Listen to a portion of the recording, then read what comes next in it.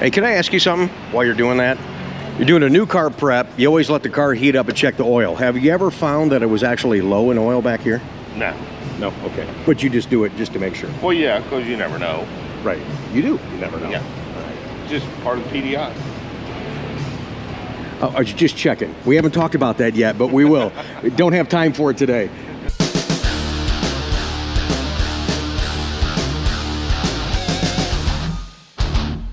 Man, I'm toast. Right now, I really am. Okay, we're actually going to do this. I told you guys we probably wouldn't have a Tech Tuesday, but the people have been so good to us. Absolutely. The engagement, the responsiveness. And because of that commitment, we wanted to keep the consistency and the continuity on the channel and give you a Tech Tuesday tonight. But tonight's show is going to be a lot of extending conversations from last week. We've done that a lot of times. We'll talk about something, we'll get a comment, we'll do a follow-up, and we continue the conversations either in the comments or in following uploads as we have for you today. And we have a lot to talk about. But first and foremost, you look like you're half in the bag. Did you guys see that? Here we go. Wake up. We are on the air. I'm awake. Oh, really? Surprise me. I see what I got to deal with. Let's see what I got to deal with. It's like, hello, I'm talking. Hello? Yeah, why? Yeah. I'm not, hey, I'm not your wife on the couch. Yeah. Yeah, I'm just waiting. Go ahead. Thank you for getting my car done faster than what I thought.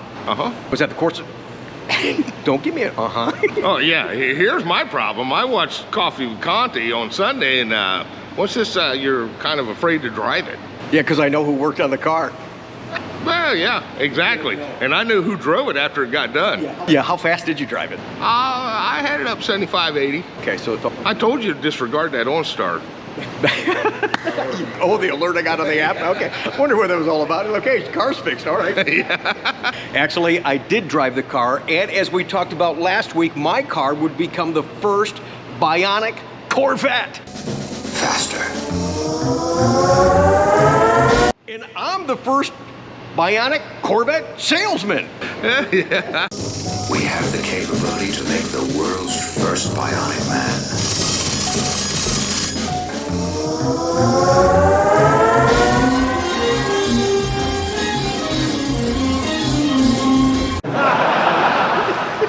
We got to have some fun with you guys.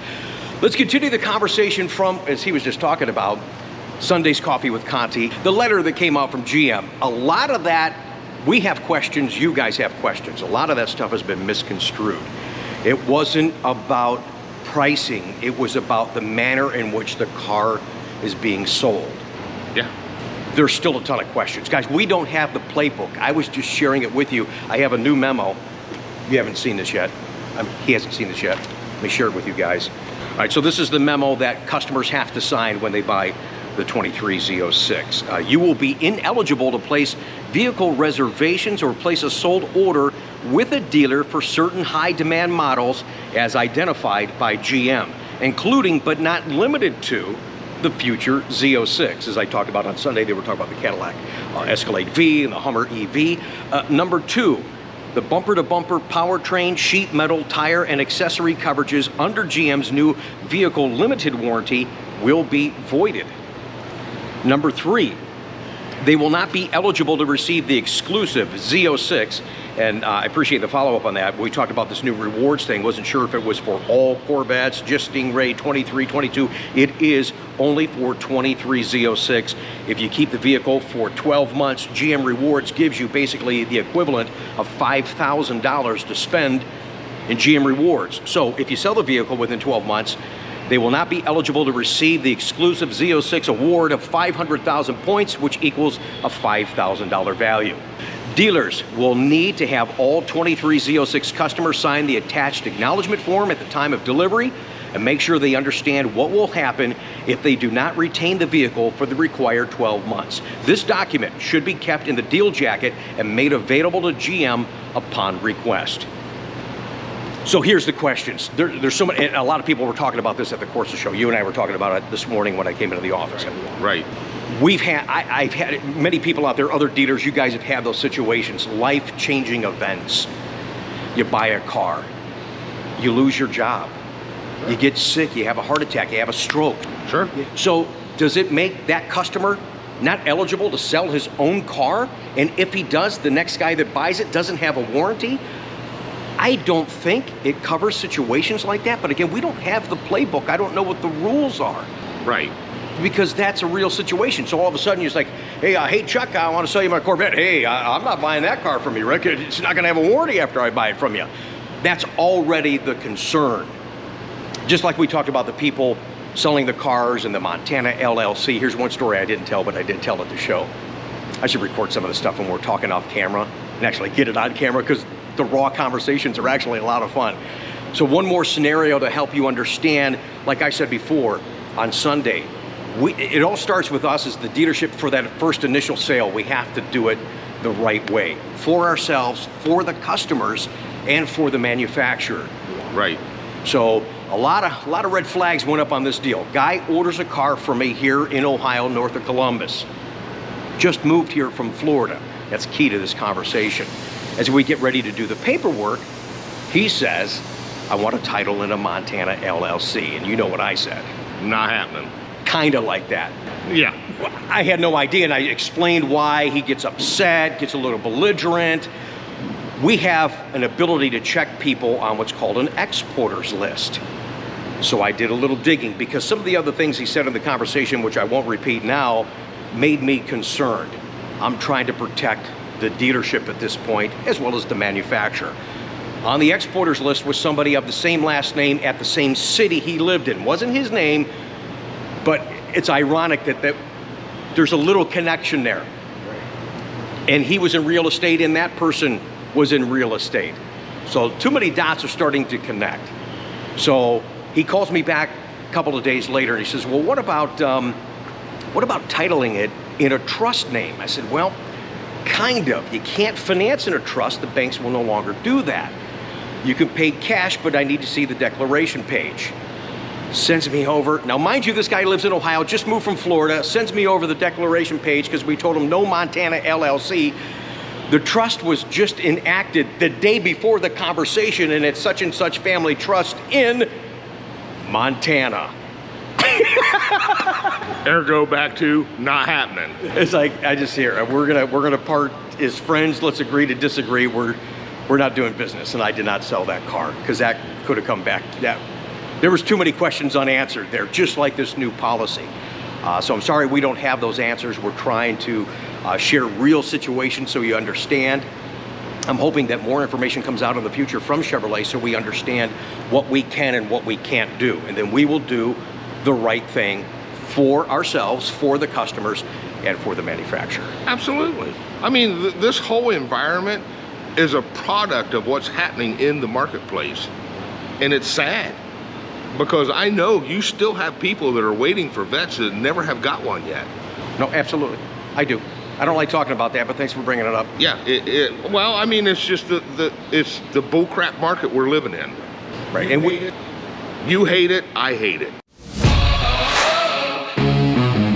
Chuck, I know you got a couple of things, but can I just do one more thing here? This is more of a follow-up again to talking about my car. Thanks again for the interest, made for good content. Even Ryan said, he goes, wow, look at all the people watching, man. You got to break your car more often. No. I said, shut up. And he goes, no, Dad, people like that stuff. You know, you already been doing all kinds of trips. You got to do more stuff. And like, these kids today, I'll tell you.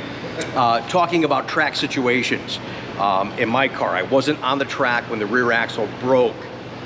Well, I apologize, I forget who it was. He said, hey, the same thing happened to me at the track. A lot of these we've seen have happened at drag strips where that right rear busts loose.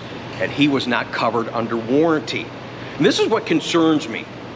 We've got a performance car that's track capable. It's all advertised. Here's what you can do on the track with your Corvette. But in the manual, including the track prep guide, if you do this on the track, you could void your warranty. So here, get excited about this car, what it can do, but you can't really enjoy the way it does, because in the owner's manual, this is under driving and operating, it says all Z06 models, Stingray models, equipped with the Z51 package can be used for track events and competitive driving.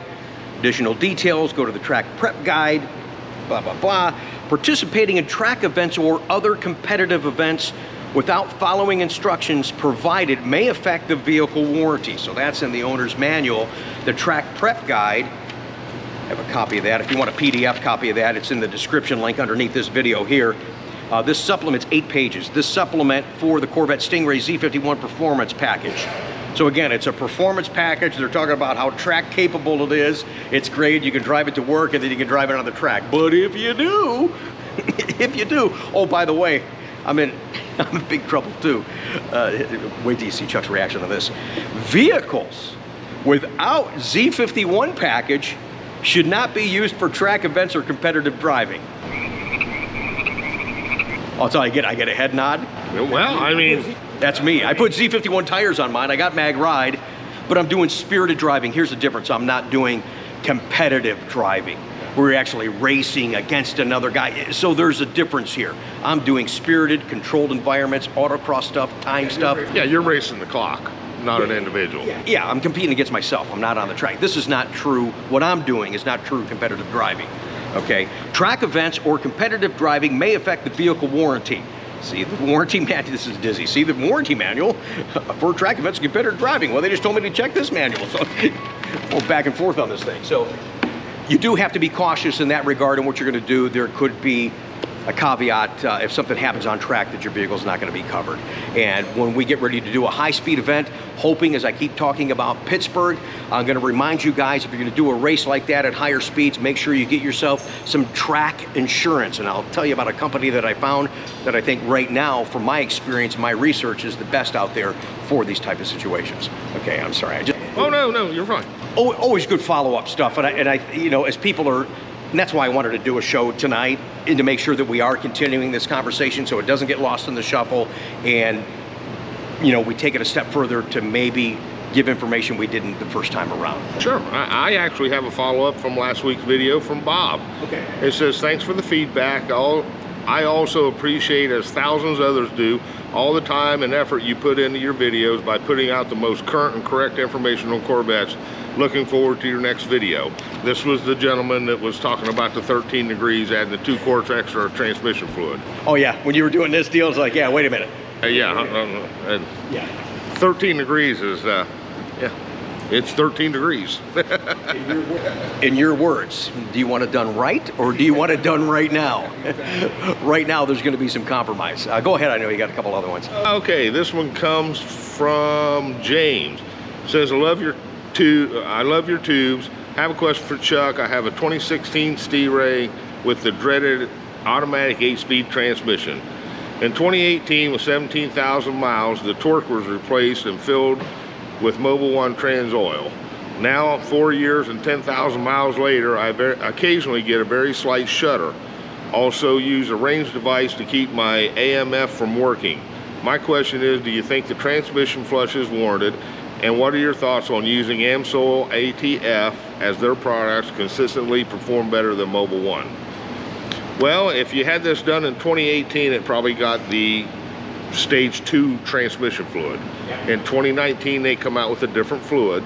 So if you're getting a slight shudder, I would recommend doing the new fluid. I mean, it's up to you whether you use AMSOIL or not. I know they're a good product, but from my standpoint, all of them I've ever done, the new Gen 3 Mobil 1 transmission fluid has taken care of them. Yeah, they do make a good product, but if you're under warranty and we're doing warranty work, he's going to use what GM provides and they recommend and what was used in the development of the vehicle. Now, if you're out of warranty and you bring us the stuff and say, here, I want Chuck to put this in. More than happy to do that. Yeah, absolutely. Yeah, it's your car, so. Quick one for you here from Christopher. It says, Rick, I got a Tech Tuesday question for you.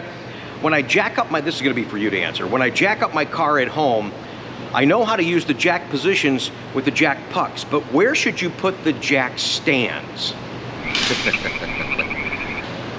That's your cue to answer the damn question. Yeah, well, I'm thinking. I mean, if you can get it up high enough, I would probably put them on the control arms. All right. You want to put this up in the air and show the guys? I'd have to pull it up and reset the rack. I got time. You got money? Time is money. This is true. All right, this one comes from John. Oh, so you're not going to jack the car up? Oh, I mean, we've got our cameras and stuff on it, so.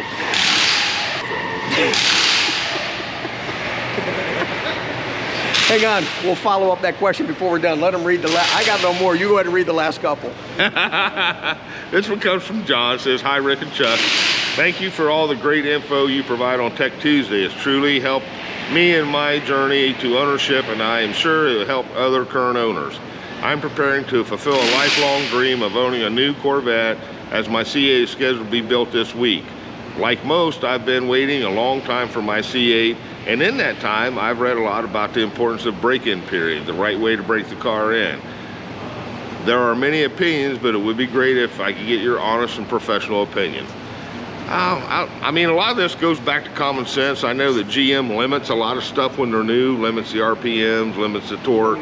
You want me to tell the people what I tell people at delivery? Because this really comes up at delivery all the time. How do I break in the car? And I get a lot of people from out of state that come in and they're going to drive back to St. Louis. They're going to go to Florida. They're going to go to Texas. They're going to go to Virginia. That first 500 miles is your initial break-in. I tell you, don't use any cruise control and limit your speed to a degree and your RPMs. Boils down to, like you said, common sense. Don't beat it, but don't baby it. So you're operating at limited RPMs until 500 and reduced torque. So when you're driving into 500 miles, people say, well, I've got this long stretch of highway, it's tough to drive and not use any cruise control, and I'm worried about driving at consistent speed. Well, you can do that. Think about having a manual transmission car. You're driving 70, 75. Yes, you can do 70, 75 miles an hour. You're on the highway. And like you would do in a stick shift, you would take it out of 6th gear, 7th gear, and drop down into 4th, drop into 5th, and go back up into 6th while you're still maintaining that 70 miles an hour. You're working the engine at different RPMs while maintaining the same speed. You can do that in your new C8 Corvette by engaging the paddles. When you're in drive, you can click the paddles and start shifting to different gears.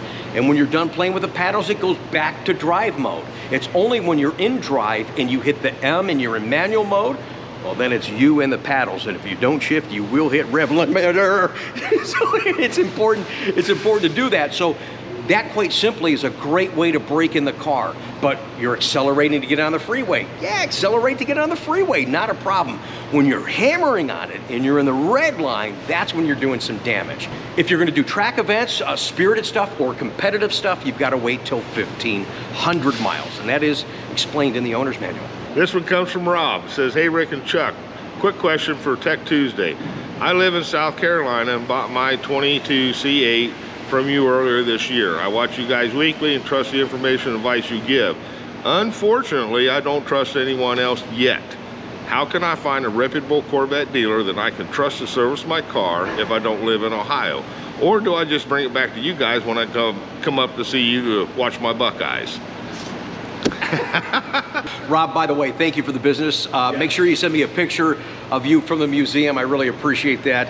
We haven't shared it yet on the channel, but coming soon is a guy that came all the way from Alaska to get service on a C8 Corvette. We don't expect you guys to do that. Again, this boils down to common sense. And even no disrespect to your local dealership. When you're in the environment of a specialty car like this, and of course the market's changing right now, but when you get with a specialty car and your local dealership can't deliver the product, there's still a Chevrolet franchise. 9 times out of 10, they're gonna have a Corvette technician there as a requirement for their franchise agreement. If they get at least one car, they're gonna have somebody there, but they couldn't get the volumes of cars to take care of you in the retail capacity. So we do appreciate that business. 80%, as I said earlier, is done out of state. I say don't call. We talked about this a long time ago, but as a reminder, don't call. Go into your local dealership, and they should embrace that. You're their local client. You're gonna buy other products from them. You're gonna go there and get service from them. But talk to the service manager, talk to the service advisor, the writer, and ask them, how many Corvettes they get. Do they have a Corvette technician? And you could tell from talking to somebody. I guess I'm a little nuttier than most. I can look at somebody and read them right away. But you could tell when you're looking at somebody's eyes and you're having a conversation if you know what is happening. And if you just don't feel good, go with your spidey senses and get the heck out of there and go find another dealership. Seriously. Go there, have a conversation, and just see how you feel about the place, because that's where you're going to get it. Because here's the thing, they shouldn't care where you bought it. Sales is sales, service is service. They're going to get paid to work on your car. Correct. And I think that's just sound kind of realistic advice. And I see it all the time. I've had guys call here, one guy I think from Vermont. But I mean, he went into his local dealer wanting the magnetic ride update on his C7. They went, what's that? And he turned around and left. You know what? You know what? I'm going to stop you there for a second. You're already a hillbilly. You don't need to do a fake hillbilly voice. What's that? That's a red flag. Don't walk, run. Yeah, what's that? Yeah, I used to tell people back in C7 for Grand Sport and Z06 and Z51, and when you'd go in, hey, go in and ask the guy, have you guys changed a lot of oil in the dry sump system? And when they do, what's that? He'd say, hey, you guys have a great day. Yeah, right. I'm out of here. Go find another dealer, right? So yeah, go have a conversation with your local dealers and see if you can build that trust. He's looking at me. You guys know what I'm waiting for. I don't have any papers in my hand. Wow, I know, I'm done. I'm waiting for you to re-rack this car so we can finish and answer the question that you had about the jacking points. But this would be good. I'd rather show the guys rather than talk about it. Sure. The jacking pucks, if you guys are still watching us right now, are a great identifier to do what Chuck's doing right now. I mean, he can do this with his eyes closed, okay? He does hundreds and hundreds of these. But for me, when I'm doing my car, it's great because I got the jacking pucks from ACS, and I get underneath there, I can see where I've got to put my jack so I can get the car up. The only problem I have with the aftermarket jacking pucks is I wish they'd make them a little thicker. I know, dude. Other than that, I don't have a problem. Shut up. Okay, here we go. Thank you for doing this, by the way. Not a problem. But I could tell by the look in your face. Just like I said, when you go into service and you look at the guy's eyes, I was looking across at his eyes. He's like, I'm not jacking this car up. Guess what? I win. Up she goes. No, he knows. It just, I know what a lot of work it is. And we're on a time schedule while he's working to do this for you guys. I'm glad we had a show for you today. Longer again than we wanted to, but thank you for the gentleman, I don't know who it was, but said, hey, don't worry about the time. I enjoyed, and I can listen to you and Chuck talk all day long, so thanks for that. I appreciate it. All right. Okay. Let me get some light on here. Okay, so this is where the jacking puck goes. Right. Okay, not here, guys. No. And not here. And not there. It goes here. These are the tie downs when they come from Chevrolet. Correct. And this is what we commonly would have used in the past. Well, in the C7s, C5s, that's all you ever use. Yeah, so all the way up here. Yes. See how this piece kind of angle comes over? That's your hint. And this piece right here is the last hole in the back side of the frame area. Okay, so if he's got this jacked up and he wants to put a jack stand, could he put it like right here in this corner area, or could he put it here? You can't put it here. This is plastic. You can't put it here. No. Okay, all right. See, now that's why I'm glad we did this. Yes. I mean, you can kind of put it here, but you got to be careful not to crack the plastic. I was going to say, you'll probably crack that. Okay, Yeah. so this is metal, so he could probably put it here. Right. Right? This is a steel plate, but we had somebody jacking up right back in here somewhere and crushed this whole panel. Destroyed it. I saw the pictures. It was somewhere else. Right. Yeah, it was awful. Yeah, there's nothing underneath there. You can't do that. If you want, what I recommend, if you want to get on a jack stand under the rear, would be to put it right here. That way you got room away from the tire that the jack stand will sit right here and let it down and on the rear.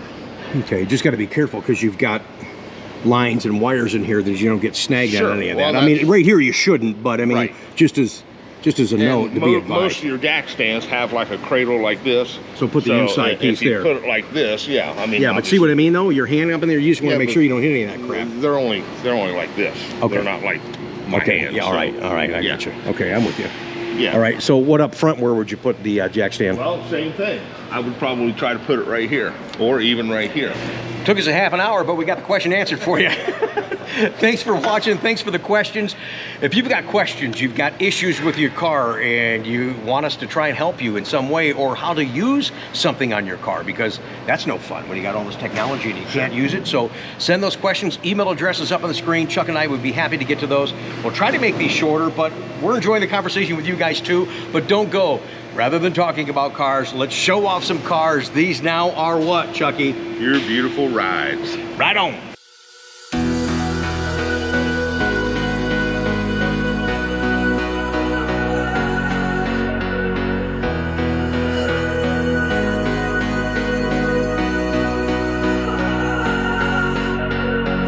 If I had known then what I know now, I wouldn't have said what I said.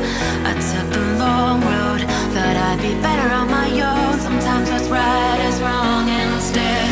'Cause I was too young, and I didn't understand that you were the one. And I can't wait to see you